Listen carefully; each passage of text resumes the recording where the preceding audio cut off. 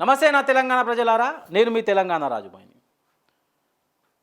జగిత్యాలలో Jeevan Reddy sir car ఎక్కుతుండని చెప్పి నేను ఒక వీడియో చేసిన. ఆ వీడియోలో ఏమని చేసిన అంటే, నేను పుష్కన ఒక 2 మాటలు ఎక్కువనే మాట్లాడినా, కానీ అవి నిజమైనవి. ఈరోజు నేను మాట్లాడింది అప్పుడు తప్పు అనుకుంటున్నా కావచ్చు, కానీ అవి నిజమైనవి. ఏమైనాయి అంటే, నేను బోర్డు మీద రాసుకుంటే ఒకసారి వీడియో చూడున్నది. జీవన్ రెడ్డి కారు ఎక్కి ఒక వీడియో చేసిన. దానిలో ఏం చెప్పిన అంటే, జీవన్ రెడ్డి సార్ ఒక్కడు వస్తే సరిపోతుందా?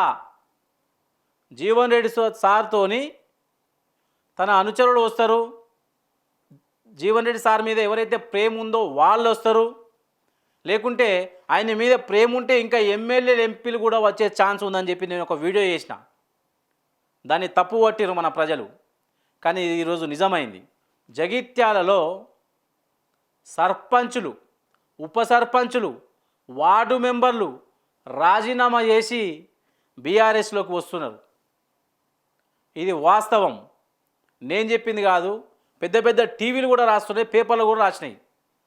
ఎందుకంటే వాళ్ళు ఏం చెప్తున్నారు అంటే, ఎందుకు బీఆర్ఎస్ ప్రభుత్వంలో పోతున్నారని మిమ్మల్ని అడిగితే, మాకు కాంగ్రెస్ ప్రభుత్వం వచ్చినాకలా మా నియోజకవర్గానికి నిధులు రాలే అని చెప్పి వాళ్ళే కుల్ల చెప్తున్నారు. వాళ్ళు ఏదో డబ్బులకు ఆశపడి పోతలేదు. డబ్బులకు ఆశపడి పోవాలంటే ఉన్న ప్రభుత్వంలోకి పోవాలి. ఎవరైనా ఇప్పుడు ఉన్న ప్రభుత్వం ఉంటుంది కదా, దానిలోకి షిఫ్ట్ అయ్యేటోళ్ళు డబ్బుల కోసమో లేకుంటే వాళ్ళ ఏమంటారు, వాళ్ళ భూములు, జాగలు, ఆస్తులు కాపాడుకోవాలనుకుంటే అధికార పార్టీకి వస్తారు.